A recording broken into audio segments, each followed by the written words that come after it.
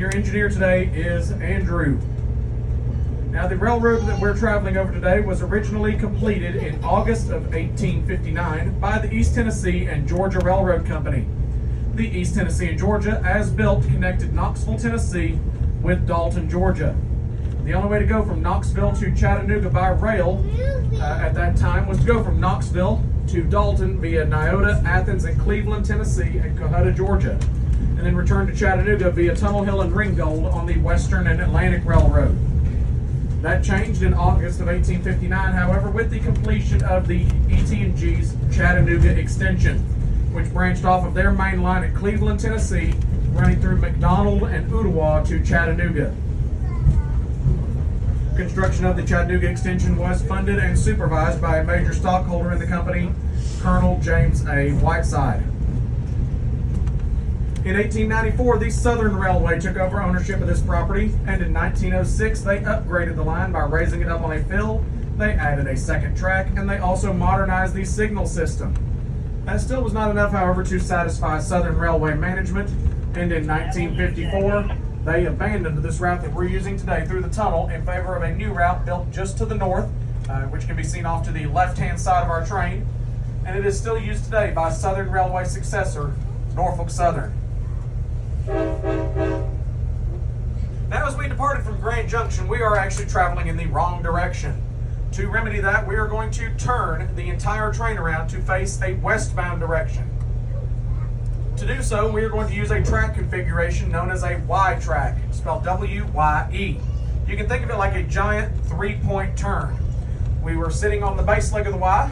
The locomotive is now going to push us in reverse around the east leg of the Y through a switch, and then we will pull forward down the west leg of the Y to completely turn our train around to face the opposite direction.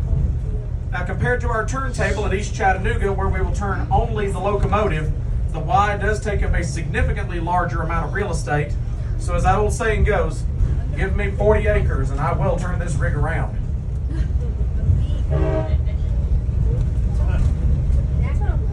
While we're backing around the Y here, let's talk just a little bit about the railroad cars on our train today.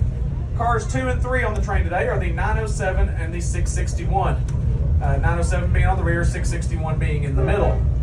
Those two cars were both built in 1947 by the American Car and Foundry Corporation of St. Charles, Missouri for the Central of Georgia Railway. And they were assigned to a train called the Nancy Hanks II, operating daily between Savannah and Atlanta, Georgia. And that train also had 8 intermediate stops between Savannah and Atlanta, yet still managed to average over 55 miles an hour, making it at one time the fastest regularly scheduled train in the United States.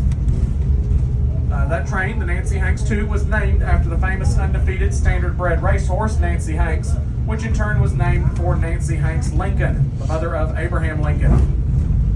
Those two cars are both made primarily of aluminum and weigh between 70 and 75 tons apiece, and they are considered to be lightweight cars. Yes, on the railroad, 75 tons is considered lightweight. The car at the very front of the train today, where I'm speaking from, is car number 906. 906 was built in 1924 by the Pullman Car and Manufacturing Company of Chicago, Illinois for the Southern Railway. For the Central of Georgia. It was later transferred to the Southern Railway. But the 906 was delivered to the Central of Georgia in November of 1924, so it is the oldest car on our train today. It is also a heavyweight car. It weighs between 85 and 90 tons, and it is made out of sheets of riveted steel.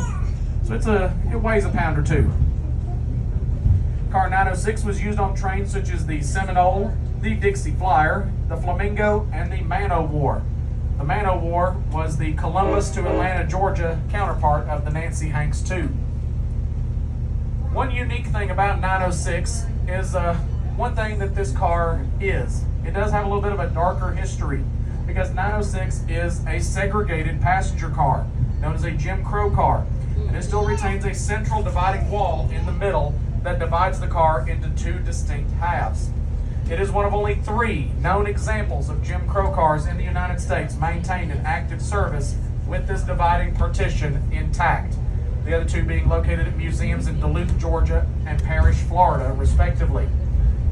Other cars of this style that have this wall intact are merely display pieces and do not operate, while others that do operate had their walls removed in the 1950s. An example of a desegregated Jim Crow car is car 907 on the very back of the train, which had its wall removed in 1955.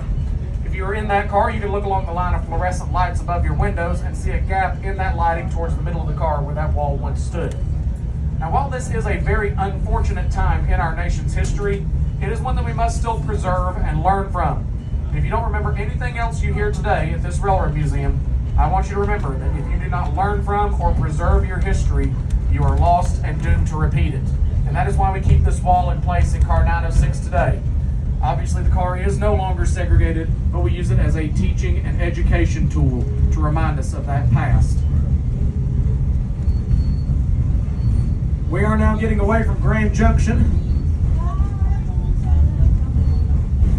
As we get away from Grand Junction, coming up in just a moment on the left side of the train, you will see a gravel road.